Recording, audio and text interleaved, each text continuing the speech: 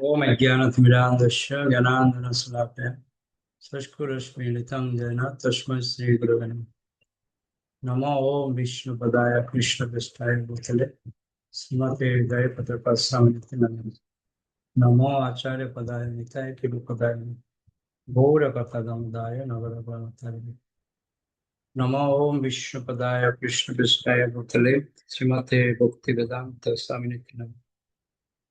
नमस्ते सरस्वती देवी गौरवाणी प्रचारिणी निर्विशेष शून्यवादी पाश्चात्य देशतारिणी गुरुवे गौरचंद्राय राधिकाय तदालय कृष्णाय कृष्ण भक्ताय तद्भक्ताय नमो हरे कृष्ण। কত নম্বর শ্লোক থেকে শুরু হবে? 56। 56 প্রভু। ওকে, অনুবাদ পড়বেন, 56 পড়বেন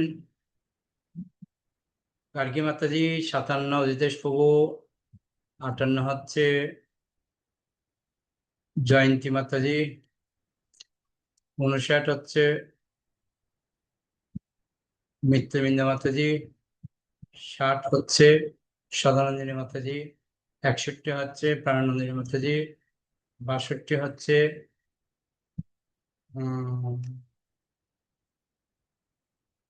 আচ্ছা 62 হচ্ছে উজ্জ্বলা মাতাজি, 63 হচ্ছে সর্বলীলা মাতাজি, 64 হচ্ছে শিলা ডালিয়া মাতাজি, 65 সর্বরূপা মাতাজি। ওকে, শ্লোক নং 56। রাধা কৃষ্ণ একাত্মা দুই দেহ ধরি অন্যান্যে বিলাসে রস আস্বাদন করি। অনুবাদ করুন। হরে কৃষ্ণ প্রভু প্রণাম।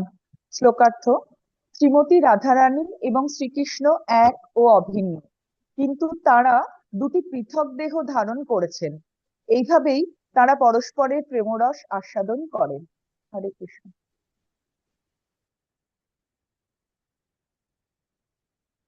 তো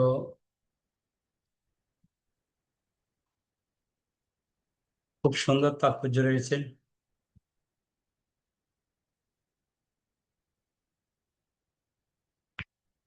বলছে দুই অপাকৃত তত্ত্ব শ্রীমতী রাধারানী ও শ্রীকৃষ্ণ জড়বাদীদের কাছে সম্পূর্ণ অজ্ঞাত। এই যে পয়েন্টটা বললেন, জড়বাদী কারা? যারা রাধারানী আর কৃষ্ণকে সাধারণ মনুষ্যের মতো চিন্তা করে, তাদেরকে বলা হচ্ছে জড়বাদী। তারা রাধাকৃষ্ণের যে প্রেম, যে অপাকৃত তত্ত্ব, সেটা তারা বুঝতে পারে না। তাই জন্য শ্রীল স্বরূপ দামোদর গোস্বামীর কর্ষা থেকে উদ্ধৃত শ্রীমতী রাধারানী ও শ্রীকৃষ্ণের সম্বন্ধে উপরোক্ত বর্ণনাটি তাদের তত্ত্বের সারমর্ম। শ্রীমতী রাধারানী ও শ্রীকৃষ্ণ এই দুটি তত্ত্বের রহস্য হৃদয়ঙ্গম করতে হলে গভীর পারমাত্মিক উপলব্ধির প্রয়োজন। তো আমরা পড়ছিলাম কালকে রাধারানীর তত্ত্বটা, যে রাধারানীর তত্ত্ব এত সহজ নেই। আমরা সাধারণ দৃষ্টিতে সেটা আমরা কখনো হৃদয়ঙ্গম করতে পারবো না,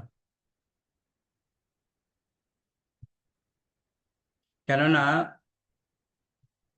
এই যে রাধারানীর যে তত্ত্ব, সেটা হৃদয়ঙ্গম করতে হলে আমাদের কি লাগবে? পারমাত্মিক উপলব্ধি লাগবে।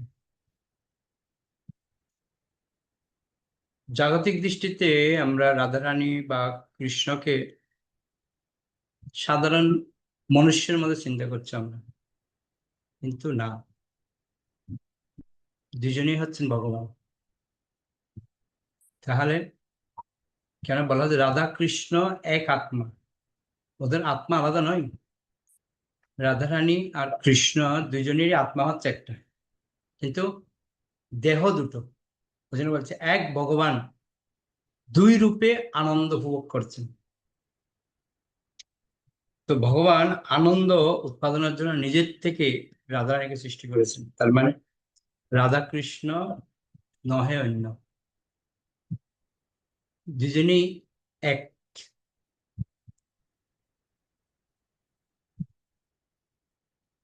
ওই জন্য বলা হচ্ছে শ্রীকৃষ্ণ হচ্ছেন শক্তিমান তত্ত্ব, শক্তিমান, আর শ্রীমতী রাধারানী হচ্ছেন অন্তরঙ্গা শক্তি তত্ত্ব, শক্তি আর শক্তিমান, কোনো পার্থক্য নেই। ওই জন্য বেদান্ত দর্শন অনুসারে শক্তি ও শক্তিমানের মধ্যে কোনো ভেদ নেই, তারা অভিন্ন। উদাহরণ দিতে পারি আমরা কিরকম, যেমন আগুন থেকে যেমন তাপকে পৃথক করা যায় না, তেমনই শক্তিমান থেকে শক্তিকে পৃথক করা যায় না। আগুনের মধ্যে কি আছে? তাপ আছে। তাপ আছে বলে সেটা আগুনের প্রভাব আমরা বুঝতে পারছি না, উঠতে পারে। তো ঠিক সেরকম শক্তি আর শক্তিমান, শক্তিমান থেকে কখনো শক্তিকে পৃথক করা যায় না। শক্তিকে যদি পৃথক করে তাহলে শক্তিমানের বুঝতেই পারবে না। আগুন থেকে যদি তাপ নাই থাকে, এটা যে আগুন পোড়ায় আমরা বুঝতেই পারবো না। ওই জন্য বলছে জড় প্রকৃতির আপেক্ষিক অস্তিত্বের পরিপ্রেক্ষিতে পরা প্রকৃতির সবকিছুই অচিন্ত। আমরা যে জগতে বাস করছি, আমরা গীতার পঞ্চদশ অধ্যায়ে আমরা পড়েছি যে চিন্ময় জগতের বিকৃত প্রতিবিম্ব হচ্ছে এই জড় জগৎ। উদাহরণ দেওয়া হচ্ছে কিরকম, যে পুকুর পাড়ে যে একটা গাছ রয়েছে, সেই গাছের ছায়া যেরকম পুকুরে পড়ছে, তো পুকুরের যে গাছটা সেটা হচ্ছে অনিত্য, কিন্তু এর নিত্য একটা গাছ রয়েছে, সেটা হচ্ছে কোথায়? পুকুর পাড়ে। পুকুর পাড়ে গাছটা আছে বিধায় জলের মধ্যে আমরা ছায়াটা দেখতে পাচ্ছি। তো ঠিক সেরকম ভগবানের ধামের মধ্যে যে অপাকৃত আনন্দ আছে বিধায় আমরা এখানে আমরা আনন্দকে উপলব্ধি করতে পারছি। যেমন উদাহরণ দিচ্ছে আহ, রজ্জুতে সর্পভ্রম। দড়িকে যদি কেউ সাপের মতো ভয় পায়, কেন পাবে? কেননা সাপ বলে কোনো একটা বস্তু আছে, যার কারণে দড়িটা দেখেই তার ভয় পেয়েছে অন্ধকার। তো ঠিক সেরকম জড়জগতের ঊর্ধ্বে একটা চিন্ময় জগৎ আছে, যেটা হচ্ছে নিত্য। ওই জন্য বলছে জড়া প্রকৃতি থেকে পরা প্রকৃতি হচ্ছে অচিন্ত। তাই আপেক্ষিক চিন্তাধারার পরিপ্রেক্ষিতে শক্তি ও শক্তিমান তত্ত্বের অবেদত্ব হৃদয়ঙ্গম করা অত্যন্ত কঠিন। এটা আমরা সহজে এত তাড়াতাড়ি সেটা বুঝতে পারবো না, কেন এটা হৃদয়ঙ্গম করতে গেলে অনেক পারমার্থিক জ্ঞান লাগবে। ওই জন্য মহাপ্রভু বলছেন, শ্রী চৈতন্য মহাপ্রভু প্রবর্তিত অচিন্ত ভেদাভেদ দর্শনের মাধ্যমেই কেবল অপাকৃত জগতের গুরুতত্ত্ব হৃদয়ঙ্গম করা যায়। বুঝতে পারলেন? প্রকৃতপক্ষে শ্রীমতী রাধারানী হচ্ছেন শ্রীকৃষ্ণের অন্তরঙ্গ শক্তি, এবং তিনি নিত্যকাল ধরে শ্রীকৃষ্ণের আনন্দ বর্ধন করেন। মহাভাগবত ভক্তের কৃপা ব্যতীত নির্বিশেষবাদীরা কখনো এই গুরুতত্ত্ব হৃদয়ঙ্গম করতে পারে না। শ্রীকৃষ্ণকে পরমানন্দে মগ্ন রেখেছেন বলে তার নাম রাধা। কৃষ্ণকে যিনি নিত্য আনন্দ প্রদান করছেন, তিনি হচ্ছেন রাধা। আবার শ্রীকৃষ্ণের নিকট সমস্ত জীবের সেবা নিবেদন করার মাধ্যম হচ্ছেন তিনি। রাধারানীর কৃপা না হলে কখনো আমরা কৃষ্ণ সেবা করতে পারবো না। অর্থাৎ তিনি হচ্ছে আমাদের মাধ্যম, রাধারানীর মাধ্যম দিয়ে আমরা কৃষ্ণ সেবা করতে পারি। তাই বৃন্দাবনে কৃষ্ণ ভক্তরা শ্রীকৃষ্ণের অনুগত সেবক রূপে স্বীকৃতি লাভ করার জন্য শ্রীমতী রাধারানীর কৃপা প্রার্থনা করেন। বৃন্দাবনে আমরা যদি ভজন করতে চাই, তো সেখানে কার পারমিশন লাগবে? রাধারানীর পারমিশন লাগবে। তো রাধারানীর পারমিশন যদি নিতে হয় তাহলে আমাদের রাধারানীর কাছে আত্মসমর্পণ করতে হবে, তার কাছে প্রার্থনা নিবেদন করতে হবে যে যে আপনি আমাকে কৃষ্ণ সেবা করার জন্য উৎসাহ প্রদান করুন। তিনি আমাদেরকে যদি পারমিশন দেয় তাহলে আমরা সেবা করতে পারবো, তার আগে কখনোই না। এত সহজ নয়, আমরা যত সহজে মনে করি না, এত সহজ না। ওই জন্য বলছে পরমেশ্বর ভগবানের সঙ্গে জীবের অপাকৃত সম্পর্কের সর্বোত্তম তত্ত্ব কলিযুগের বদ্ধ জীবদের প্রদান করার জন্য শ্রী চৈতন্য মহাপ্রভু স্বয়ং অবতীর্ণ হয়েছেন। আমরা অত্যন্ত ভাগ্যবান এই কারণেই যে মহাপ্রভুকে পেয়েছি না। মহাপ্রভু তিনি যে গোলকের যে প্রেমদান, যেটা গোলকে লুকাইতে ছিল, সেটা উনি সরাসরি আমাদেরকে প্রদান করেছেন। গোলকেরও প্রেমদান হরিনাম সংকীর্তন। বুঝা গেল?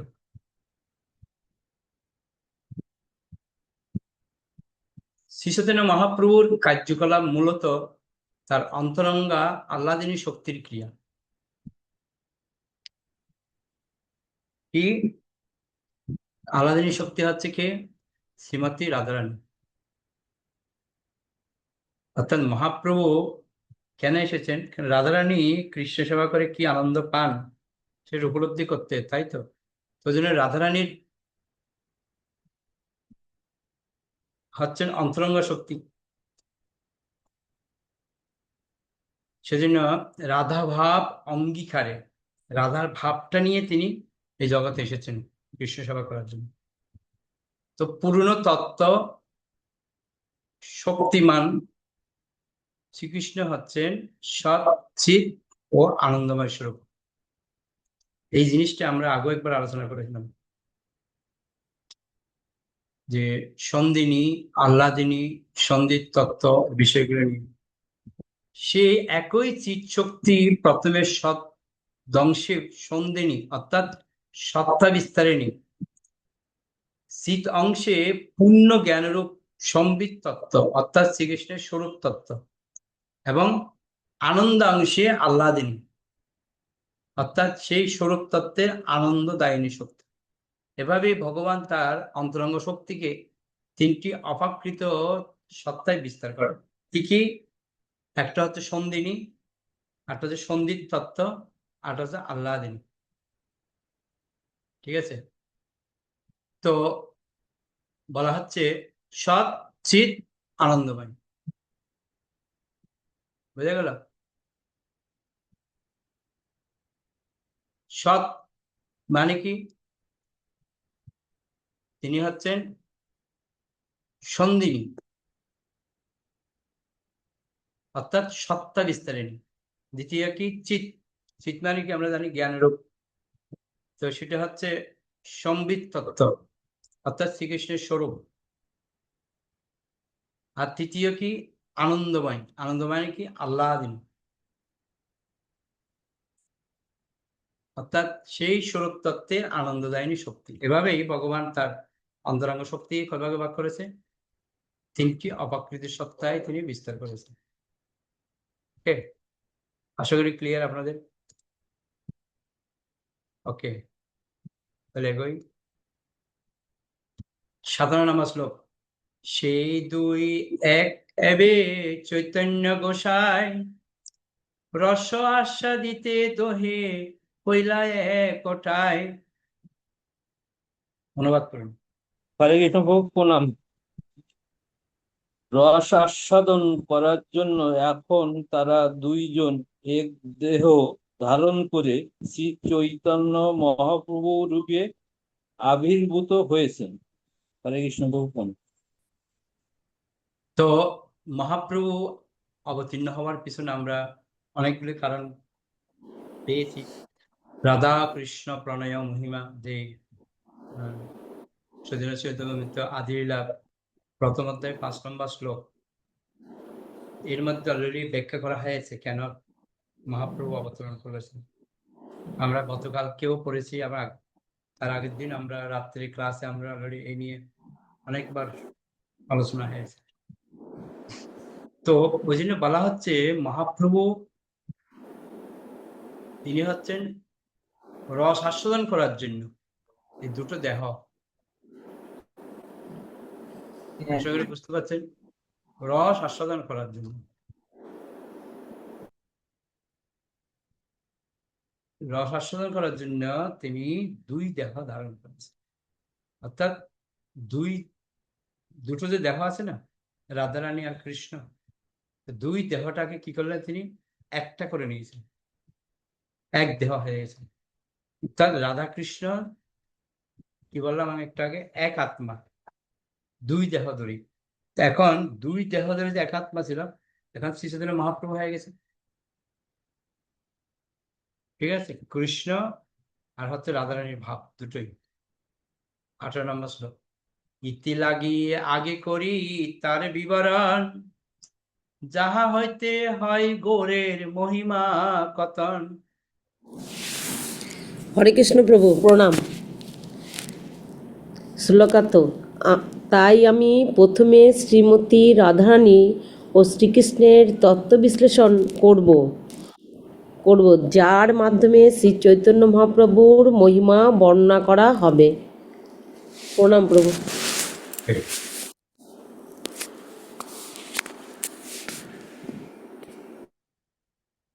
তো বলা হচ্ছে কৃষ্ণদাস কবিরাজ গোস্বামী বলছেন প্রথমে শ্রীমতী রাধারানী, তারপর শ্রীকৃষ্ণের তত্ত্ব বিশ্লেষণ করবো। এই দুটো আলাদা আলাদা কেন বিশ্লেষণ করছে? এই দুটো আলাদা বিশ্লেষণ করার পেছনে কারণ হচ্ছে, তাহলে রাধারানী আর কৃষ্ণের তত্ত্ব যদি আমরা বুঝতে না পারি, তাহলে মহাপ্রভুর যে মহিমা সেটা আমরা কখনো বুঝতে পারবো না। কারণ মহাপ্রভুর আসার পিছনে কারণটা কি সেটা আমাদের জানতে হবে। সেটা যখন আমরা জানবো তখন আমরা কোথায় যাব না, রাধারানী আর কৃষ্ণ সম্বন্ধে আমাদের জানতে হবে। ওই জন্য বলছে আমি প্রথমে শ্রীমতী রাধারানী আর শ্রীকৃষ্ণের তত্ত্ব বিশ্লেষণ করব, তারপরে মহাপ্রভু মহিমা বর্ণনা করব। বুঝতে পারছেন? কারণ মহাপ্রভুই তো রাধারানী আর কৃষ্ণ। তো রাধারানী কৃষ্ণ যদি আমরা বুঝতে না পারি, তাহলে মহাপ্রভু কি করে বুঝবো? বুঝতে পারছেন? যেমন ধরো দইকে যদি বুঝতে হয়, প্রথমে কি করতে হবে? দুধকে বুঝতে হবে, টককে বুঝতে হবে। হ্যাঁ, দুটোর মিশ্রণে দই হয়েছে, তাই না? ওদের দুটো পার্ট পার্ট যদি আমরা নাই বুঝি, তাহলে কি বলবো? আমি দুধও জানি না, দই টকও জানি না, এটা দই। ওদের দুটোকে আমাদের ভালো করে জানতে হবে। দুধ সম্বন্ধে জানতে হবে, টক সম্বন্ধে জানতে হবে, কিভাবে দইটা হলো এটা আমাদের জানতে হবে ভালো করে। 60 নম্বর শ্লোক। আহ্লাদিনী করায় কৃষ্ণে আনন্দ আস্বাদন, আহ্লাদিনীর দ্বারা করে ভক্তের পোষণ। হরে কৃষ্ণ প্রভু প্রণাম। শ্লোকার্থ। সেই হরে কৃষ্ণ আহ্লাদিনী প্রভু, আপনি 59টা পড়েননি। 59 শ্লোক পড়িনি। 59 নম্বর শ্লোক। রাধিকা হয়ন কৃষ্ণে প্রণয় বিকার, স্বরূপ শক্তি আহ্লাদিনী নাম যাহার। 59 নম্বর শ্লোক অনুবাদ হরে করুন। কৃষ্ণ প্রভু, হরে কৃষ্ণ প্রভু প্রণাম। শ্রীমতী রাধারানী হচ্ছেন শ্রীকৃষ্ণের প্রণয়ের বিকার। তিনি আহ্লাদিনী নামক শ্রীকৃষ্ণের স্বরূপ শক্তি। আহ্লাদিনী নামক প্রভু। হরে কৃষ্ণ প্রভু, আমি একটু বেরিয়ে যাচ্ছি। তো শ্রীমতী রাধারানী হচ্ছেন শ্রীকৃষ্ণের প্রণয়ের বিকার। কেন কেন প্রণয়ের বিকার? এই যে একটু আগে বললাম, প্রেম কি করে কৃষ্ণকে সন্তুষ্ট করতে হয় সেটা রাধারানী জানেন। সেজন্য হচ্ছে আহ্লাদিনী। আহ্লাদিনী মানে কি বললো? আনন্দদায়িনী, যে কৃষ্ণকে তিনি আনন্দ প্রদান করেন। অর্থাৎ তিনি আল্লাদিনী নামক শ্রীকৃষ্ণের স্বরূপ শক্তি। বোঝা গেল? এই জিনিসটা আমাদেরকে ভালো করে বুঝতে হবে। আল্লাদিনী, যিনি আনন্দ প্রদান করেন। ওকে, গার্গী মাতাজি কিছু বলছেন? হরে কৃষ্ণ প্রভু। প্রভু এই বিকার বলতে কি বোঝায় প্রভু? এটা খুব সব জায়গায় আসে, মানে কখনো বুঝতে পারি কি কখনো কি বুঝতে পারিনি। বিকার বিকার বলতে ঠিক কি বোঝানো হয়? দুধের দুধের বিকার কি হয়? দই। দই কিসের বিকার? দুধের বিকার। বোঝা গেল? তো ঠিক সেরকম মহাপ্রভু হচ্ছেন কার বিকার বলেন? রাধা কৃষ্ণের। রাধাকৃষ্ণের বিকার। আর রাধারানী হুম, কার বিকার? কৃষ্ণের। বাস, ক্লিয়ার। কেননা এই বিকারের মধ্যে আবার একটু ভাগ ভাগ করে আছে। তো এখানে বলা হচ্ছে প্রণয়ের বিকার। প্রণয় মানে কি? প্রেম, আনন্দ। তিনি কৃষ্ণ রাধারানীকে সৃষ্টি করেছেন কেন? না, আনন্দের জন্য। ওই জন্য আনন্দের উৎস হচ্ছে কি? শ্রীমতী রাধারানী। ওই জন্য কৃষ্ণ বলছে রাধারানী আমাকে কিভাবে সেবা করেন, কিভাবে আনন্দ প্রদান করেন, কিভাবে এত সবকিছু করে, সেটা জানার জন্যই তো ভগবান শ্রীকৃষ্ণই তো মহাপ্রভু হয়ে আসছেন, তাই না? বুঝতে পারছেন? আশা করি ক্লিয়ার। ওকে, 60 নম্বর শ্লোক।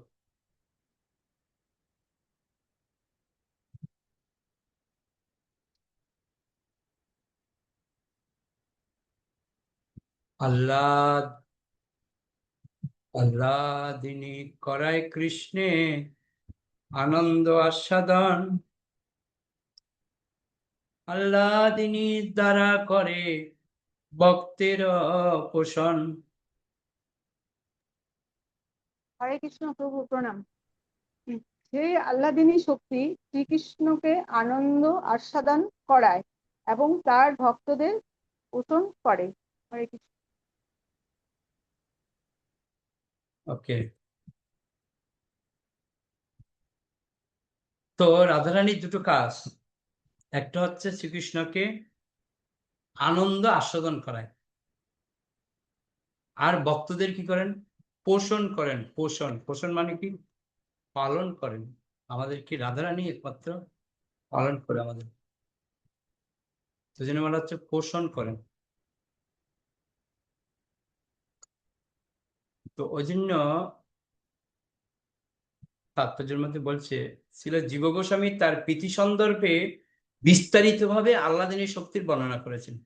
তিনি বলেছেন যে বেদে স্পষ্টভাবে উল্লেখ করা হয়েছে কেবলমাত্র ভক্তির মাধ্যমেই পরমেশ্বর ভগবানের সমীপবর্তী হওয়া যায়। এটা সচরাচর আমরা জানি, ভক্তির মাধ্যমেই কেবল ভগবত ভক্ত সাক্ষাৎ ভাবে ভগবানকে দর্শন করতে পারেন। ভক্তির দ্বারাই পরমেশ্বর ভগবান আকৃষ্ট হন, এবং তাই ভৌতিক জ্ঞানের সর্বোত্তম বিষয় হচ্ছে ভগবত ভক্তির বিজ্ঞান। তার মানে কি লাগবে?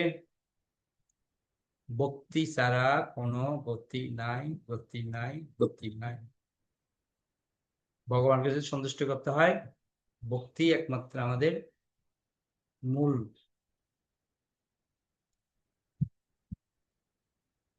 ওই জন্য ভগবত ভক্তিতে আকর্ষণীয় এমন কি আছে যার প্রতি আকৃষ্ট হয়ে ভগবান তা এমন ভাবে গ্রহণ করেন? কি আছে? এটাই হচ্ছে প্রশ্ন। কার? কৃষ্ণের। কি আছে? আর এই সেবার ধরনে বা কিরকম? তার উত্তরে বৈদিক শাস্ত্রে বলা হয়েছে যে পরম তত্ত্ব পরমেশ্বর ভগবান হচ্ছেন স্বয়ং সম্পূর্ণ। ভগবান হচ্ছে পূর্ণ, একদম স্বয়ং সম্পূর্ণ। মায়া বা অজ্ঞান তাকে কখনো প্রভাবিত করতে পারে না। অতএব যে শক্তি পরমেশ্বর ভগবানকে বশ করে তা অবশ্যই পরাশক্তি। যে শক্তি কখনোই জড়া প্রকৃতি সম্ভূত হতে পারে না। পরমেশ্বর ভগবান যে আনন্দ উপভোগ করেন তা নির্বিশেষবাদীদের ব্রহ্মানন্দের মতে হেয় আনন্দ নয়। ব্রহ্মানন্দকে বলা হয় গোষ্পদ, মানে গরু যখন পা দেয় যেখানে ওইটুকুনি মধ্যে যে আনন্দটা ওটা হচ্ছে গোষ্পদের মধ্যে ব্রহ্মানন্দ। ওই জন্য বলা হচ্ছে ভগবত ভক্তির যে আনন্দ সেটা আলাদা। ওই যে ভগবত ভক্তি হচ্ছে দুটি সত্তার মধ্যে প্রেমের বিনিময়। চুম্বক আর লোহার মধ্যে যেরকম আকর্ষণ দূরে থাকলেও টানে, ঠিক ভক্ত আর ভগবানের মধ্যে যে প্রেমের বিনিময়, এটাই হচ্ছে ভগবত। এবং তাই তা একক আত্মার মধ্যে আবদ্ধ থাকতে পারে না। নির্বিশেষ উপলব্ধির আনন্দ বা ব্রহ্মানন্দ ভগবত ভক্তির সম পর্যায়ভুক্ত নয়। ওই জন্য পরমেশ্বর ভগবানের অন্তরঙ্গ শক্তিকে আবার তিন ভাগে ভাগ করা হয়েছে, যে একটু আগে বললাম ঠিকই। আহ্লাদিনী আনন্দদায়িনী শক্তি, সন্দিনী বা সত্তা বিস্তারিণী শক্তি, এবং সম্বিত বা পূর্ণ জ্ঞানময় শক্তি। তো বিষ্ণু পুরাণে প্রথম স্কন্ধ ১২ অধ্যায় ৬৯ নম্বর শ্লোকে ভগবানকে সম্বোধন করে বলা হয়েছে, হে ভগবান, আপনি হচ্ছেন সবকিছুর আশ্রয়। আহ্লাদিনী, সন্দিনী এবং সম্বিত এই শক্তিত্রয় এক স্বরূপ শক্তি রূপে আপনাতেই বিরাজ করে। কিন্তু জড় প্রকৃতির গুণ যা থেকে সুখ ও দুঃখের উদ্ভব হয় তা আপনাতে অবস্থান করে না, কেননা আপনার মধ্যে কোনো জড় গুণ নেই। আহ্লাদিনী শক্তি হচ্ছে পরমেশ্বর ভগবানের আনন্দের মূর্ত প্রকাশ, যার মাধ্যমে তিনি আনন্দ উপভোগ করেন। এই জিনিসটা আমাদেরকে বারবার বুঝতে হবে।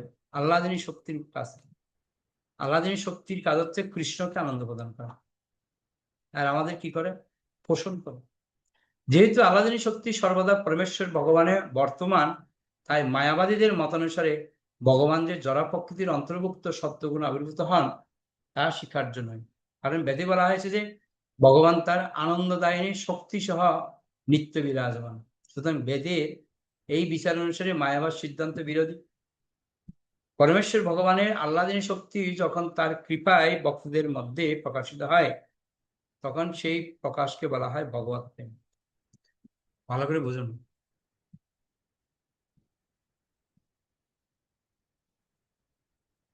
যে আহ্লাদিনী শক্তি যখন ভক্তদের মধ্যে প্রকাশিত হবে, রাধারানীর কৃপা যখন লাভ হবে, তখন আমরা ভগবত প্রেম লাভ করতে পারবো। আমরা বলি না, এসে কৃপা করো শ্রী রাধে, দিও বৃন্দাবন প্রবাস। এই যে রাধারানীর কাছে প্রার্থনা করছে, ওই জন্য ভগবত প্রেম মানে হচ্ছে কি? ভগবান আহ্লাদিনী শক্তি। ওই জন্য ভগবত প্রেম হচ্ছে ভগবানের আনন্দদায়িনী আহ্লাদিনী শক্তির প্রকাশ। সত্যিকার অর্থে ভগবত প্রেম যদি পেতে হয়, রাধারানীর ছাড়া কোনো গতি নাই। তাই ভগবত ভক্তির মাধ্যমে ভগবান ও ভক্তির মধ্যে যে ভগবত প্রেমের বিনিময় হয় তা হচ্ছে ভগবানের অপাকৃত আনন্দদায়িনী আহ্লাদিনী শক্তির প্রকাশ। পরমেশ্বর ভগবানের যে শক্তি তাকে নিরন্তর আনন্দে নিমগ্ন রাখে তা জড় নয়। কিন্তু শঙ্করপন্থীদের যেহেতু পরমেশ্বর ভগবান ও তার আনন্দদায়িনী শক্তি সম্বন্ধে কোনো ধারণা নেই, তাই তারা মনে করে যে তা জড়। এই সমস্ত মূর্খ মানুষেরা নির্বিশেষ ব্রহ্মানন্দ এবং সবিশেষ বৈচিত্র্যপূর্ণ ভগবত প্রেমানন্দের পার্থক্য উপলব্ধি করতে পারে না। আহ্লাদিনী শক্তি ভগবানকে সব রকম দিব্য আনন্দ আস্বাদন করায় এবং ভগবান তার শুদ্ধ ভক্তদের মধ্যে এই শক্তি সঞ্চার করে। সব কথার মূল কথা, রাধারানীর কৃপা ছাড়া কৃষ্ণকে প্রাপ্ত হওয়া কখনোই সম্ভব নয়। ওই জন্য আহ্লাদিনী শক্তি তিনিই একমাত্র ভগবানকে সমস্ত রকমের দিব্যানন্দ আস্বাদন করাতে পারেন। বুঝা গেল? তো আমাদের মধ্যে যখন ভগবত প্রেম প্রকাশিত হয় মানে রাধারানীর শক্তিটা আমাদের মধ্যে একটুখানি প্রদান করেন, যার কারণে আমরা ভগবানের প্রতি কি হয়, প্রেমের সম্পর্কে বন্ধনে আমরা আবদ্ধ হই। ওকে, 61 নম্বর শ্লোক তাহলে আমরা পড়ি। আশা করি আপনাদের ক্লিয়ার। অজিতেশ বাবু বলুন। হরে কৃষ্ণ প্রভু প্রণাম। বলছি রাধারানীর কৃপা আমরা কি করে পাবো, এইটাই। রাধারানীর কৃপা কি করে পাবেন? বৈদিক ভক্তি পালন করতে করতে করতে করতে করতে করতে যখন ভাবের স্তরে যাবেন তখনই রাধারানীর কৃপা পাবেন। ওই জন্য গুরু, একমাত্র গুরুদেবই প্রদান করতে পারে আমাদেরকে এই রাধারানীর কাছে যাওয়ার রাস্তা বলতে পারে। ওই জন্য যস্যা দেবে পরাভক্তি তথা দেবে তথা যস্যাতে কথিত হের্তা প্রকাশন্তে মহাত্মা। তো সেজন্য গুরুর কাছে আমাদের প্রার্থনা করতে হবে, গুরুদেবই আমাদের কাছে রাধারানীর কাছে পাঠাতে পারে। আমরা যে কোনো কিছু সেবা করতে গেলে তো রাধারানীর পারমিশন ছাড়া হয় না। ওই জন্য ভগবত ভক্তি, ভগবত প্রেম, এটাই হচ্ছে রাধারানীর শক্তি। যেদিন আপনি ভগবত প্রেম লাভ করবেন তখন অলরেডি রাধারানী আপনার পিছন থাকবে। ঠিক যেরকম রঘুনাথ দাস গোস্বামী আমরা জানি, তিনি যখন বৃন্দাবনের মধ্যে বসে লিখছেন, গ্রন্থ লিখছেন রোদের মধ্যে, আর রাধারানী এসে তাকে মাথার উপরে এরকম করে ওড়না দিয়ে ছায়া দিচ্ছে। বুঝলেন তো? এটাই হচ্ছে রাধারানী। আপনি যখন ভগবানের সেবার যখন সর্বোচ্চ স্তরে উঠবেন তো প্রতি মুহূর্তে আপনি রাধারানীর কৃপা অনুভব করতে পারবেন। ঠিক যেরকম রঘুনাথ দাস গোস্বামী, সনাতন গোস্বামী, রূপ গোস্বামী তারা উপলব্ধি করতেন, রাধারানী তাদের সবকিছু করতেন। সনাতন গোস্বামী যখন একদিন বলছে একটু পায়েস হলে ভালো হতো, তো রাধারানী তৎক্ষণাৎ একটা বাচ্চা মেয়ের উদ্ধারণ করে এসে দুধ টুধ সব নিয়ে এসে রান্না বান্না করে দিয়ে চলে গেছে। বুঝা গেল? রাধারানী সবসময় কৃপা করে তার বক্তব্য। এটা হচ্ছে ভগবত প্রেম। তো ওই স্তরে যেতে গেলে আমাদেরকে 1 2 3 4 5 6 7 8 9 10 এই ক্রমান্বয়ে এক একটা স্তর আমাদেরকে অতিক্রম করতে হবে। আদৌ শ্রদ্ধা তথা সাধু সঙ্গ ভজন ক্রিয়া অনত্ব নিবৃত্তি, এই যে এক একটা পয়েন্ট রয়েছে এগুলো আমাদেরকে আস্তে আস্তে ক্লিয়ার করতে হবে, তারপরে তার আগে। ওকে, আশা করি ক্লিয়ার। হরে কৃষ্ণ প্রভু। হরে কৃষ্ণ প্রভু, কি করে লাভ করা যাবে ওটা? কিসের কি করে লাভ করবো? এই রাধারানীর কৃপাটা কি করে পাওয়া যাবে? এখন কি বললাম, এই এক একটা স্তর অতিক্রম করতে হবে। আদৌ শ্রদ্ধা, তত সাধুসঙ্গ, তারপর হচ্ছে অনত্ব নিবৃত্তি, তারপর হয় ভজন ক্রিয়া। যখন ভজন ক্রিয়ার প্রভাব বাড়বে তখনই আস্তে আস্তে এগুলো প্রকাশ করবে আমাদের মধ্যে। কিন্তু তার আগে আমরা আটকে বসে আছি, সাধুসঙ্গ করছি, শ্রদ্ধা থেকে সাধুসঙ্গ করছি, সাধুসঙ্গ করতে করতে আমাদের অনত্ব যদি নিবৃত্তি না হয় তাহলে ভজন ক্রিয়া কখনো আমাদের চালু হবে না। অনত্ব নিবৃত্তি হবে, অনত্ব নিবৃত্তি মানে বিষয়ের প্রতি কোনো আসক্তি থাকবে না। অনত্ব নিবৃত্তি হলে তখনই ভজন ক্রিয়া শুরু হয়। ওকে, ওই জন্য চেষ্টা করতে হবে এখন থেকে। আস্তে আস্তে বলছে সব কি করতে হবে। ওকে,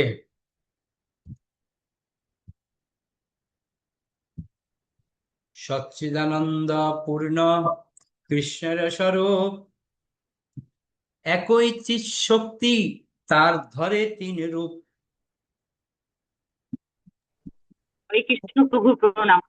শ্লোকার্থ: স্বরূপ নিত্য সৎ জ্ঞানময় চিৎ ও পূর্ণ আনন্দময় আনন্দ, তার একই চিৎ শক্তি তিনটি ভিন্ন রূপে প্রকাশিত হয়। প্রণাম প্রভু। ওকে, তো আমরা যে পড়েছি সৎ চিৎ আনন্দময়। সৎ মানে নিত্য, চিৎ মানে জ্ঞানময়, আনন্দ মানে পূর্ণ আনন্দময়। তো এই একই তত্ত্ব আবার তিনটি ভিন্ন রূপে প্রকাশিত হচ্ছে। কি কি? আনন্দ যেটা রয়েছে, আনন্দাংশ কি হয়ে যাচ্ছে? আল্লাদিনী। সৎ অংশ কি হচ্ছে? সন্দিনী। আর চিৎ অংশ কি হচ্ছে? সম্বিত। বোঝা গেল? সৎ মানে সন্দিনী, চিৎ অংশে সম্বিত। ওদের বলা হচ্ছে সৎ, চিৎ, আনন্দ। এই তিনটাকে আবার ভাগ করছেন। আনন্দাংশে আহ্লাদিনী, সৎ অংশে সন্দিনী, চিৎ অংশে সম্বিত যারে জ্ঞান করি মানি। অনুবাদ করুন। হরে কৃষ্ণ প্রভু প্রণাম। ভগবানের আনন্দ অংশে আহ্লাদিনী শক্তির প্রকাশ হয়, সদ্যাংশে সন্দিনী শক্তির প্রকাশ হয় এবং চিত্তাংশে সম্বিত শক্তির প্রকাশ হয়। সম্বিত শক্তিকে জ্ঞান বলে ও বিবেচনা করা হয়। হরে কৃষ্ণ। ওকে, তো এখানে দেখুন প্রপাত পাঠ পাঠ আবার বুঝিয়েছেন। ছিল জীব গোস্বামী তার ভগবত সন্দর্ভ গ্রন্থে 103 নম্বর শ্লোক ভগবানের শক্তিকে নিম্নলিখিত ভাবে বিশ্লেষণ করেছেন। ভালো করে বুঝাচ্ছেন দেখুন। সন্দিনী, সম্বিত, আহ্লাদিনী। বলা হচ্ছে পরমেশ্বর ভগবানের যে শক্তির দ্বারা স্বীয় সত্তাকে ধারণ করেন নিজের, তাকে বলা হয় সন্দিনী। আবার যে শক্তির মাধ্যমে তিনি স্বীয় সত্তাকে জানতে সমর্থ হন এবং অন্যকেও তা জানাতে সমর্থ হন, তাকে বলা হয় সম্বিত, অর্থাৎ জ্ঞান। ঠিক আছে? আর যে শক্তির দ্বারা তিনি স্বয়ং অপাকৃত আনন্দ লাভ করেন, ভক্তদের আনন্দ প্রদান করেন, তাকে বলা হয় আহ্লাদিনী, সচ্চিৎ আনন্দময়। বুঝতে পারলেন? এই শক্তিসমূহের পূর্ণ প্রকাশকে বলা হয় বিশুদ্ধ সত্য। এই স্তরে আমাদেরকে যেতে হবে, বিশুদ্ধ সত্য স্তর। এবং ভগবান যখন এই জড়জগতে আবির্ভূত হন, তখন তার সঙ্গে সেই চিন্ময় বৈচিত্র্যপূর্ণ বিশুদ্ধ সত্যই প্রকাশিত হয়। তাই এই জড়জগতে ভগবানের লীলাবিলাস ও প্রকাশসমূহ জড়জাগতিক কোনো ক্রিয়া নয়, তা পূর্ণরূপে চিহ্ন। ভগবদ্গীতায় প্রতিপন্ন হয়েছে, কেউ যখন হৃদয়ঙ্গম করতে পারেন যে ভগবানের আবির্ভাব, কার্যকলাপ ও তিরুভাব দিব্য, তখন তিনি তার জড়দেহ ত্যাগ করার পর পুনরায় জড়দেহে আবদ্ধ হন না। বুঝতে পারলেন? শুধু এই তিনটে জিনিস জানলে, ভগবানের আবির্ভাব, তিরোভাব আর হচ্ছে কার্যকলাপ, এগুলো হচ্ছে দিব্য। আর তার মৃত্যুর পর আর পুনর্জন্ম হবে। তিনি তখন জড়বন্ধন থেকে মুক্ত হওয়ার যোগ্যতা অর্জন করেন এবং চিন্ময় ভগবত ধামে প্রবেশ করে পরমেশ্বর ভগবানের নিত্য সঙ্গ লাভ করেন এবং আহ্লাদিনী শক্তির মাধ্যমে ভগবানের সঙ্গে প্রেম বিনিময়ের মাধ্যমে পূর্ণ আনন্দ আস্বাদন করেন। মায়িক সত্যগুণের সঙ্গে কিঞ্চিত পরিমাণে রজ ও তমগুণ মিশ্রিত থাকে, তাই সেই সত্যগুণকে বলা হয় মিশ্র সত্য। কিন্তু বিশুদ্ধ সত্যের চিন্ময় বৈচিত্র্যে সব রকম জড়গুণের প্রভাব থেকে সম্পূর্ণভাবে মুক্ত। তার মানে কতগুলো গুণ আছে দেখুন, রজ, সত্য, তম, মিশ্র সত্য, বিশুদ্ধ সত্য। বুঝতে পারলেন? এই জন্য গ্রন্থ অধ্যয়ন করতে হবে। আমরা তো শুধু জানি তিনটা, কিন্তু আরো যে আছে সেটা আমরা এখন বুঝতে পারি। তাই বিশুদ্ধ সত্যই হচ্ছে পরমেশ্বর ভগবান এবং তার চিন্ময় লীলাবিলাস উপলব্ধি করার আদর্শ পরিবেশ। সর্বলীলা মাতের প্রশ্ন উত্তর দিয়ে দিয়েছে। কি লাগবে? বিশুদ্ধ সত্য গুণের স্তরে আপনাকে অধিষ্ঠিত হতে হবে, তাহলে আপনি উপলব্ধি করতে পারবেন, না হলে সম্ভব নয়। আমরা সত্যগুণে থাকি, রজগুণে থাকি, তমগুণে থাকি, মিশ্র সত্যগুণে থাকি। কি লাগবে? বিশুদ্ধ সত্যগুণে যখন আপনি অধিষ্ঠিত হবেন, তখনই আপনি এগুলি উপলব্ধি করতে পারবেন।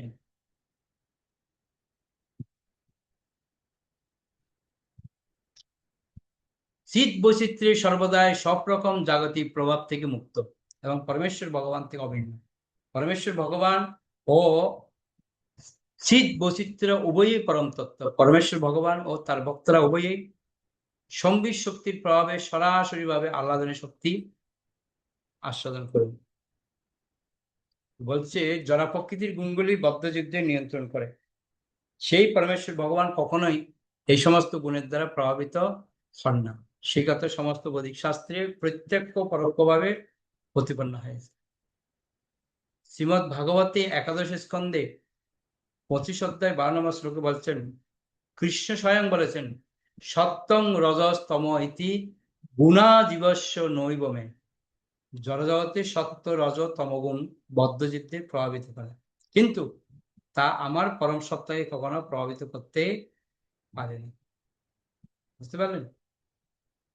বিষ্ণু পুরাণে বর্ণিত হয়েছে, সত্যদয়ে ন সন্তি সে যত্র ন প্রাকৃতা গুণা সশুদ্ধ সর্বশুদ্ধেব্য পুমান আদ্য প্রসিদতু। পরমেশ্বর ভগবান বিষ্ণু সত্য, রজ ও তম এই 3 গুণের অতীত। তার মধ্যে কোনো জড়গুণের অবস্থিতি নেই। সেই আদিপুরুষ নারায়ণ, যিনি পূর্ণরূপে চিন্ময় স্তরে অধিষ্ঠিত, তিনি আমাদের প্রতি প্রসন্ন হন। শ্রীমদ্ ভাগবতের 10ম স্কন্ধে 27 অধ্যায় 4 নম্বর শ্লোকে শ্রীকৃষ্ণের বর্ণনা করে ইন্দ্র বলছেন। ইন্দ্র কি বলছে দেখুন, প্রার্থনা করছে ভগবানের কাছে, বিশুদ্ধ সত্তাং তব দাম শান্তং তপোময়ং দস্তরজস্তমস্কম মায়াময় হায়াং গুণ সম্প্রবাহ ন বিদ্যতে তেহ গ্রহণানুবদ্ধ। বলছে, হে ভগবান, আপনার বিশুদ্ধ সত্যময় ধাম জড়জাগতিক গুণের প্রভাব থেকে মুক্ত। ভগবানের যে ধাম, এই জড় গুণের থেকে মুক্ত। সেখানকার সমস্ত কার্যকলাপ আপনার শ্রী পাদপদ্মের প্রতি প্রেমময়ী সেবার প্রকাশ। রজ তম গুণের কলুষ মুক্ত সাত্ত্বিক গুণ সম্পন্ন ভক্তরা কৃচ্ছ সাধন ও তপশ্চর্যের দ্বারা এই ক্রিয়ার সমৃদ্ধি লাভ করে। তারা সাত্ত্বিক গুণ সম্পন্ন যারা রয়েছে, তারাই একমাত্র এগুলি করতে পারেন তপস্যা। কোন অবস্থাতেই জড়জগতের গুণগুলি আমাকে স্পর্শ পর্যন্ত করতে পারে না। এই জড়গুণ কি? জড়গুণ কি? সত্য, রজ, তম, এগুলি কখনো ভগবানকে স্পর্শ করতে পারে না। জড় প্রকৃতির গুণগুলি যখন অপ্রকাশিত থাকে, তখন তার সত্যগুণ অবস্থান করছে বলে বর্ণিত হয়। সেগুলি যখন বাহ্যিকভাবে প্রকাশিত হয় এবং জড় অস্তিত্বের বৈচিত্র্য প্রকাশ করে সক্রিয় হয়, তখন তাকে বলা হয় রজগুণ। আর ক্রিয়া ও বৈচিত্র্যের অভাবকে বলা হয় তমগুণ। পক্ষান্তরে উদাসীন্য হয়ে সত্যগুণের লক্ষণ, সক্রিয়তা রজগুণের লক্ষণ এবং নিষ্ক্রিয়তা তমগুণের লক্ষণ। এই সমস্ত জাগতিক গুণময় প্রকাশের ঊর্ধ্বে হচ্ছে বিশুদ্ধ সত্য। এই বিশুদ্ধ সত্যে সন্ধিনী শক্তির প্রাধান্য উপলব্ধ হয় সবকিছুর অস্তিত্বে। সম্বিত শক্তির প্রাধান্য উপলব্ধ হয় আধ্যাত্মিক জ্ঞানে। বুঝতে পারছেন? সন্ধিনী শক্তির মাধ্যমে কি উপলব্ধ হবে? অস্তিত্ব। আর সম্বিত শক্তির মাধ্যমে আধ্যাত্মিক জ্ঞান উপলব্ধি করতে পারবে। এবং আহ্লাদিনী শক্তির প্রাধান্যের ফলে গুরীয়তম প্রেম ভক্তি উপলব্ধ হয়। রাধারানীর কৃপা যখন পাবেন আহ্লাদিনী শক্তির, তখন আপনার মধ্যে গুরীজ প্রেম ভক্তি বুঝতে পারবেন। এই 3-এর যুগপৎ প্রকাশ বিশুদ্ধ সত্য হচ্ছে ভগবত ধামের প্রধান বৈশিষ্ট্য। তার মানে সব কথার মূল কথা সেটা হচ্ছে এক কথা, সেটা কি? বিশুদ্ধ সত্য গুণে আপনাকে অধিষ্ঠিত হতে হবে। সব থেকে দুঃখের বিষয়, আমরা কখনো রজ কখনো তমগুণেই করি, সত্য হইতে থাকতে পারি না, আবার বিশুদ্ধ সত্য বুঝা গেল। ওই জন্য সাধনার প্রভাব আমাদের যত বাড়বে, তখন অনত্ব নিবৃত্ত হবে। তো সেজন্য আমাদেরকে টার্গেট করতে হবে চিন্ময় ধামে যাওয়ার জন্য। তাই পরম তত্ত্ব হচ্ছেন বাস্তব বস্তু। এরা ত্রিশক্তিতে নিত্য প্রকাশমান। ভগবানের অন্তরঙ্গ শক্তি অনন্ত বৈচিত্র্যে প্রকাশিত। তার তটস্থ শক্তি হচ্ছে জীব, এবং বহিরঙ্গ শক্তি, তার বহিরঙ্গ শক্তির প্রকাশ হচ্ছে জড়জগৎ। সুতরাং পরবর্তী 4টি বৈশিষ্ট্য হচ্ছে ভগবান স্বয়ং, তার অন্তরঙ্গ শক্তি, তার তটস্থ শক্তি এবং তার বহিরঙ্গ শক্তি। আমরা হচ্ছে কি শক্তি? তটস্থ শক্তি। তো স্বয়ং রূপ ও তার বৈভব প্রকাশ রূপে ভগবান ও তার প্রকাশ প্রত্যক্ষভাবে তার অন্তরঙ্গ শক্তিকে ভোগ করে। চিৎজগতের প্রকাশ হয় অন্তরঙ্গ শক্তি থেকে, যা তার সমস্ত শক্তির মধ্যে শ্রেষ্ঠ ও গুরুতম। তার অন্তরঙ্গ শক্তি থেকে প্রকাশিত জড় প্রকৃতি ব্রহ্মা থেকে শুরু করে নগণ্য পিপীলিকা পর্যন্ত বদ্ধজীবদের দেহরূপ আবরণ প্রদান করেন। এই আবরণ আত্মিকা শক্তি জড় প্রকৃতির 3টি গুণের দ্বারা প্রভাবিত হয়ে জীবসমূহকে উচ্চতর এবং নিম্নতর শরীর দান করে। বুঝতে পারলেন আশা করি? ওই জন্য 3টে শক্তির কথা বলা হচ্ছে। অন্তরঙ্গ শক্তির 3টা প্রকাশ: সন্দিনী, সম্বিত ও আহ্লাদিনী। এই শক্তিত্রয় বহিরঙ্গা শক্তির প্রকাশগুলিকে প্রভাবিত করে, যার দ্বারা বদ্ধজীবরা নিয়ন্ত্রিত হয়। এই প্রভাব জড় প্রকৃতির 3টি গুণকে প্রকাশ করে এবং প্রমাণ করে যে তটস্থ শক্তির অন্তর্গত জীবেরা ভগবানের চিরন্তন সেবক এবং তারা হয় অন্তরঙ্গ শক্তির দ্বারা নয়তো বহিরঙ্গ শক্তির দ্বারা নিয়ন্ত্রিত হয়। মানে সহজ বাংলা ভাষা, আপনি মনে করেন দরজায় দাঁড়িয়ে আছে চৌকাঠে, তো সামনে হচ্ছে চিৎজগৎ, পিছনে হচ্ছে জড়জগৎ, তা আপনি কোন দিকে যাবেন সেটা বিচার কি করবে? আপনার করতে হবে।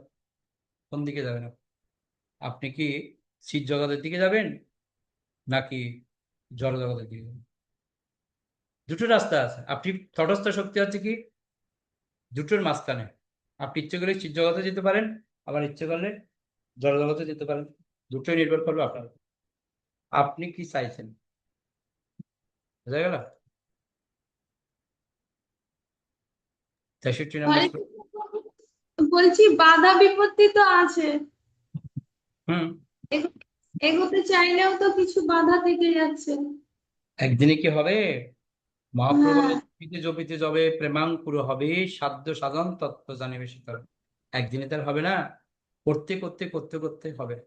আমাদের যখন ওয়ানবর্তী হয় না, তখন আমাদের টার্গেট থাকে এই স্কুলটা আমরা ক্রস করব। তো ঠিক সেরকম আমাদেরও টার্গেট থাকতে এই স্কুলটা আমরা ক্রস করবো। যদি টার্গেট থাকে, একজন স্টুডেন্ট যখন সে টার্গেট করে তখন সে পরীক্ষায় ভালো রেজাল্ট করে। টার্গেট না করলে হবে না। আমরা টার্গেট করি না, ওই জন্য আমাদের লক্ষ্য স্থির হয় না। লক্ষ্য আগে স্থির করুন, তাহলে দেখবেন ভগবান সব ব্যবস্থা করবেন। 63 নম্বর শ্লোক। আহ্লাদিনী সন্দিনী সম্বিত তর্জিকা সর্বসংস্থিত লাদ তাপকরি মিশ্রা তৈ ন গুণবর্জিতে।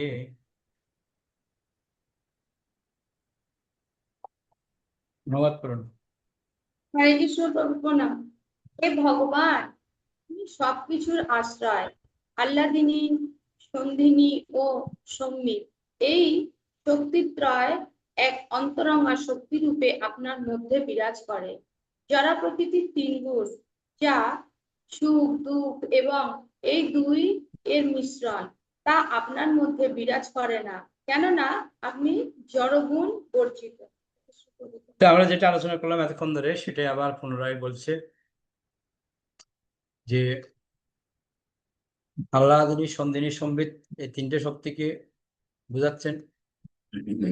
এই সবগুলি ভগবানের মধ্যে বিরাজ করছে। আর জড়জগতের যে ত্রিগুণ, সুখ দুঃখ, এটা হচ্ছে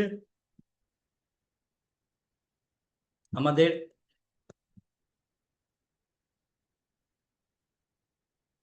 জড়জগতের যে প্রভাব বা গুণের প্রভাব, সেটাই আমাদেরকে সুখ দিচ্ছে, কখনো দুঃখ দিচ্ছে, কখনো আমরা বুঝতে পারছি না।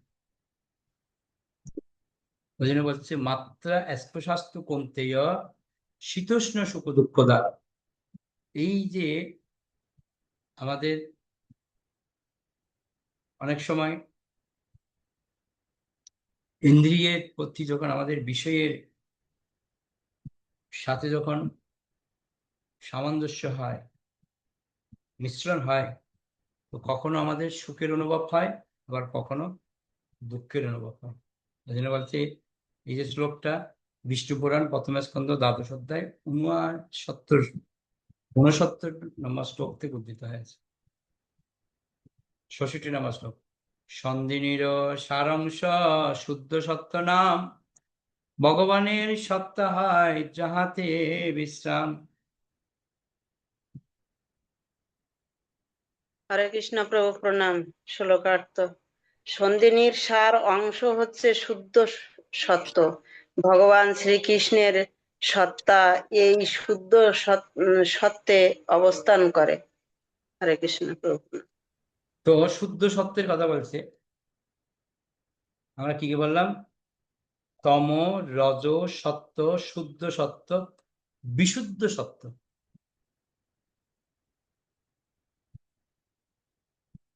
বোঝা গেল? এক একটা পয়েন্ট রয়েছে। শুদ্ধ সত্যের কি কি আছে দেখুন। শ্রীকৃষ্ণের সত্তা শুদ্ধ সত্য অবস্থান করে বলছে 65 নম্বর শ্লোক। মাতা পিতা স্থান গৃহ শয্যা সনবার, এইসব কৃষ্ণের শুদ্ধ সত্যের বিকার। অনুবাদ করুন।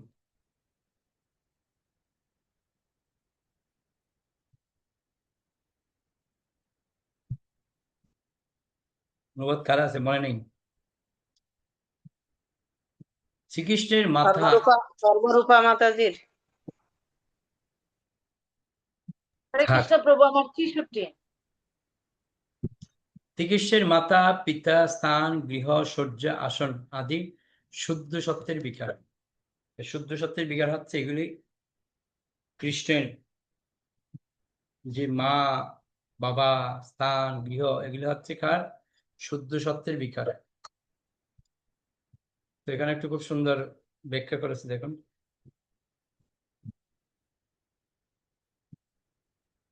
যে শ্রীকৃষ্ণের মাতা পিতা গৃহ আসন আদি সবকিছুই বিশুদ্ধ সত্যের বিকার। জীব যখন শুদ্ধ সত্য অধিষ্ঠিত হন, তখন তিনি পরমেশ্বর ভগবানের রূপ, গুণ এবং অন্যান্য সমস্ত বৈশিষ্ট্য উপলব্ধি করতে পারেন। কৃষ্ণ ভক্তি শুরু হয় বিশুদ্ধ সত্যের স্তরে। আহা আহা, কি আনন্দ! বুঝলেন কিছু?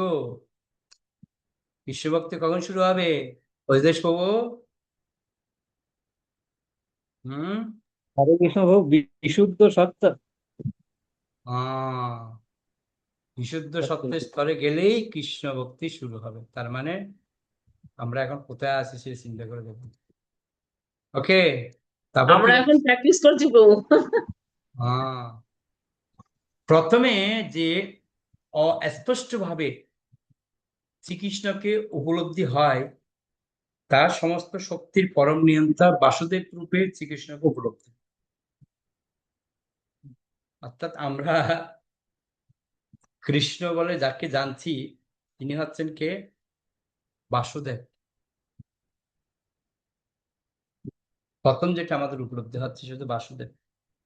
জীব যখন জড়া প্রকৃতির 3টি গুণের অতীত বিশুদ্ধ সত্ত্বে অধিষ্ঠিত হন, তখন তিনি তার সেবাবৃত্তির মাধ্যমে ভগবানের রূপ, গুণ এবং অন্যান্য বৈশিষ্ট্য সমূহ উপলব্ধি করতে পারেন।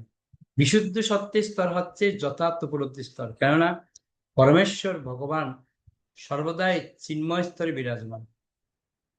শ্রীকৃষ্ণ সর্বদাই পূর্ণ চিন্ময় তত্ত্ব।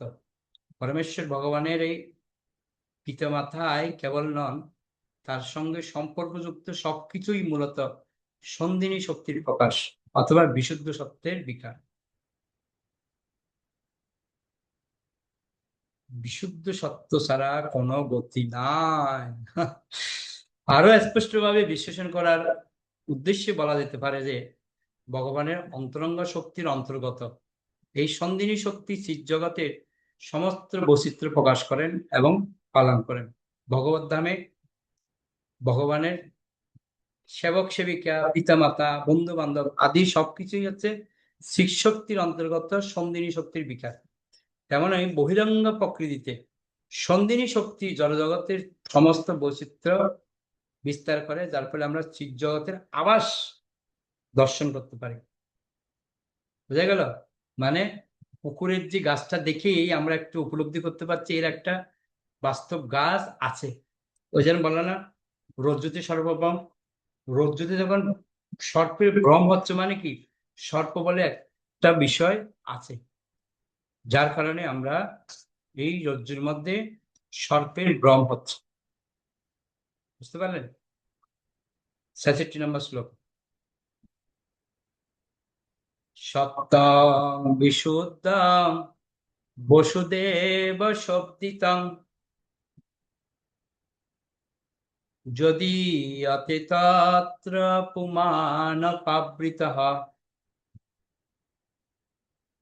সত্যে চ তস্মিন ভগবান বাসুদেব হেদোক্ষজো মে মনসা বিলীয়তে। অনুবাদ করুন। হরে কৃষ্ণ প্রভু প্রণাম। অনুবাদ: যে শুদ্ধ সত্যে পরমেশ্বর ভগবান অনাবৃতভাবে প্রকাশিত হন তাকে বলা হয় বসুদেব। সেই শুদ্ধ সত্যে অবস্থিত জড় ইন্দ্রিয় অনুভূতির অস্তিত্ব পরমেশ্বর ভগবান বাসুদেব নামে পরিচিত। আমার মনের দ্বারা আমি তাকে উপলব্ধি করতে পারি। হরে কৃষ্ণ। তো একটা কথা আবার বলছে এখানে, শুদ্ধ সত্যে যারা থাকবে তাদের সামনে যে ভগবান প্রকাশিত হবেন সেটা হচ্ছে বাসুদেব। বোঝা গেল? তো আমরা আমাদের মনের মাধ্যমেই এই বাসুদেব উপলব্ধি করতে পারি। বলা যায় এই শ্লোকটি শ্রীমদ ভাগবত 4th স্কন্ধ 3য় অধ্যায় 23 নম্বর শ্লোক উদিত। সতী যখন তার পিতা দক্ষের আলয়ে যজ্ঞ দর্শন করতে যেতে চান তখন মহাদেব বিষ্ণু বিদ্বেষী দক্ষের যজ্ঞে সতীকে যেতে নিষেধ করায় এই শ্লোকটি বলেছিলেন। মহাদেবের এই উক্তিটি থেকেও নিঃসন্দেহে প্রমাণিত হয় যে পরমেশ্বর ভগবান শ্রীকৃষ্ণ তার নাম, গুণ, যশ এবং তার সঙ্গে সম্পর্কিত সবকিছুই তার অন্তরঙ্গ শক্তির অন্তর্গত সন্ধিনী শক্তিতে অবস্থান করে। বুঝতে পারলেন? তো এজন্য আমাদেরকে শিখাচ্ছে, কি শিখাচ্ছে?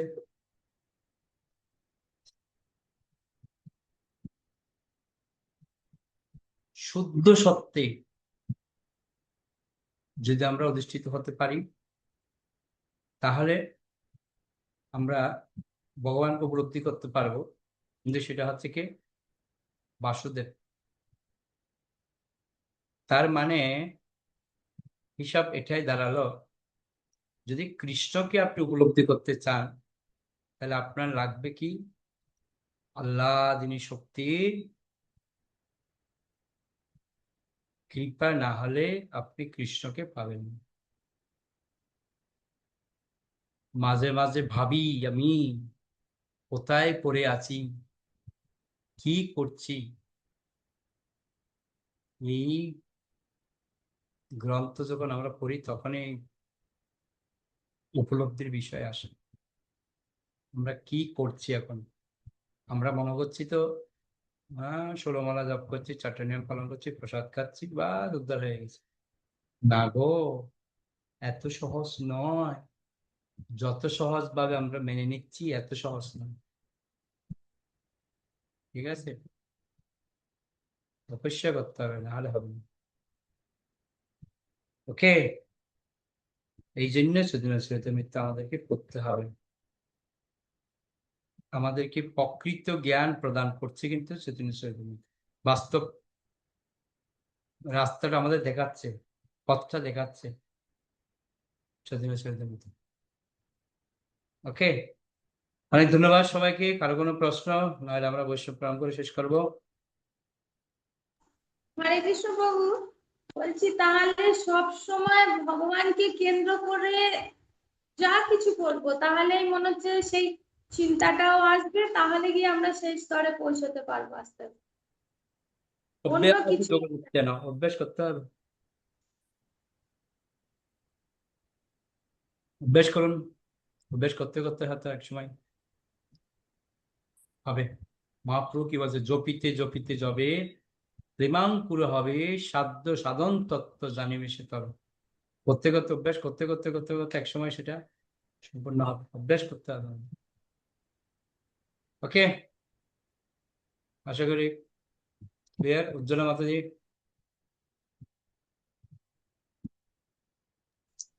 হরে কৃষ্ণ প্রণাম প্রভু। এখানে এই 35 শ্লোকে রয়েছে পিতা মাতার স্থান গৃহসজ্জায়, আর আর এসব কৃষ্ণের সত্য সত্যের বিকার। সত্য সত্যের বিকার আবার আরেক জায়গায় দেখা যাচ্ছে এটা সন্দিনী শক্তির মধ্যেও রয়েছে। সন্দিনী শক্তি আছে বিশুদ্ধ সত্য। সত্য সত্য সত্য। তাহলে এই সম্মিত বিশুদ্ধ সত্য, সম্মিত তাই সম্মিত আল্লাহ দুটোই। হ্যাঁ, কিন্তু তিনটাই কিন্তু যে ভগবানেরই কিন্তু শক্তি। আল্লাদিনী শক্তি, যে অন্তরঙ্গ যে শক্তি রয়েছে না, অন্তরঙ্গ শক্তি কি আবার 3 ভাগে ভাগ করেছে। বুঝতে পারছেন? 3 ভাগে ভাগ করেছে মানে কেন?